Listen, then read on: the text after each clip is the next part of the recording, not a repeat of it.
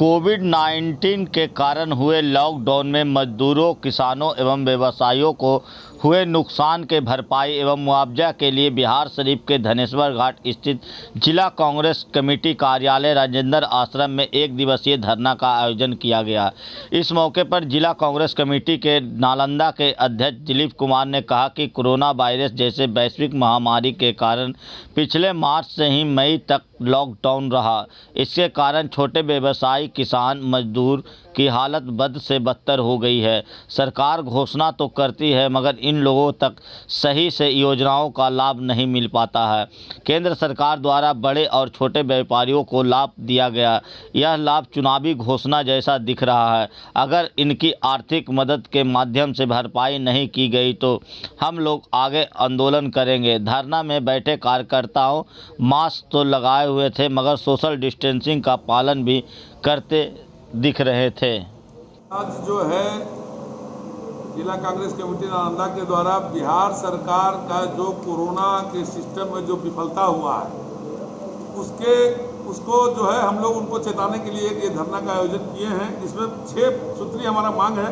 प्रथम मांग जो है वो है कि जो बिहार के जो भी जिसको श्रमिक बोलते हैं, श्रमिक नहीं, जिनको हम लोग काम नहीं दे पाए, वो बेचारा बाहर कमाने के लिए गए, उनको वापसी आने के क्रम में किसी भी रूप में उनकी दुर्घटना के रूप में या बीमारी के रूप में या भूखे रहने के कारण जो मौत हुई, उस मौत की सरकार को अपनी जवाबदेही और जिम्मेवारी लेते हुए मृतक के आश्रित को तुरंत एक नौकरी और साथ ही उनको उचित मुआवजा देना चाहिए।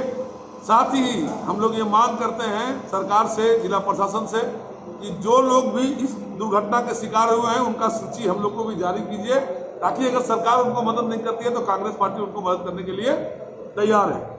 साथ ही दूसरा मांग जो है वो है कि जिस तरह का भी खाता हो, चाहे जनधन का खाता हो, पेंशनधारी का खाता हो, कृषि वाला का, एग्रीकल्चर का खाता हो, इन खातों में अविलंब 10,000 रुपया दिया जाए ताकि वो कोरोना के सिस्टम से, कोरोना की बीमारी से लड़ने में वो सक्षम हो। तीसरा जो मांग है वो हम लोग का कृषि का ऋण माफी होना चाहिए। हर हाल में कृषि का जो लोन है इस विपदा की घड़ी में किसानों को जरूर माफी मिलना चाहिए। किसान, जब अन्नदाता हमारे खुश रहेंगे तभी हम लोग का भी पेट भरेगा, और हम लोग जब कस के पेट भर के खाएंगे तभी हम लोग कोरोना से लड़ पाएंगे। भूख से, कोरोना से भूखे रहकर नहीं लड़ा सकता है। तो किसानों की ऋण माफी हो। बिजली का जो भुगतान है, जब सरकार के आदेश से 70-72 दिनों से संपूर्ण लॉकडाउन है, बिजली का बिल क्यों दिया गया? माफी का प्रश्न नहीं है। माफी की बात तब होती है जब हमने जलाया हो, जब हमने उसका यूज ही नहीं किया हो। 72 दिन से हमने दुकान का, व्यवसायिक प्रतिष्ठान का, स्कूल का शटर ही नहीं खुला है, फिर उसमें बिजली बिल कहां से आए? तो ये बिजली बिल को अविलंब वापस लिया जाए। छोटे छोटे व्यापारियों को ऋण न दे करके उनको सरकार के द्वारा अनुदान दिया जाए, ताकि जो उसमें उनके अंदर में कर्मचारी खटते हैं उनको भी वो समय से वेतन दे सके, अपने व्यवसाय को फिर से वो जिंदा कर सके।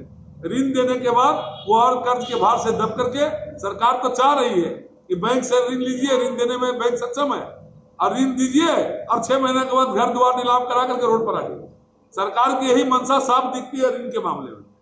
चौथा जो है वो हम लोग का ये 5वां मुद्दा जो है, छात्रों के साथ जो अन्याय हो रहा है, चाहे वो ST-ET का मामला हो या CGL का मामला हो, ग्रेजुएट लेवल का जो एग्जाम है, या इंटर स्तरीय एग्जाम हो, या रेलवे में भर्ती का हो, सब जगह छात्रों के साथ नाइंसाफी हो रही है। लोग बहुत मेहनत से पढ़ के परीक्षा देने जाते हैं, परीक्षा को लोग रद्द करवा देते हैं, कहीं ना कहीं कोर्ट का सहारा लेकर के, बिचौलियों का सहारा लेकर के।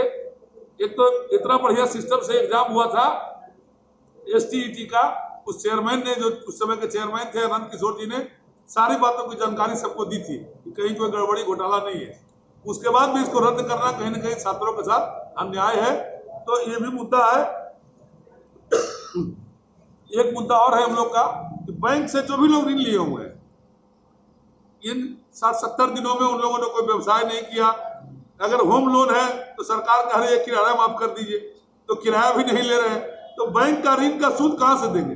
तो कहीं ना कहीं 6 महीना तक बैंक के ऋण का सूद भी माफ किया जाए।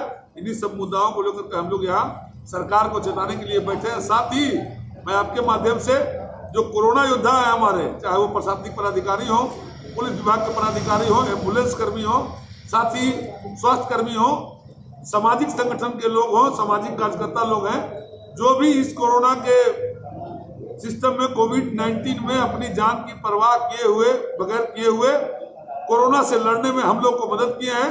मैं उनको नालंदा जिला कांग्रेस कमेटी की ओर से धन्यवाद देता हूं।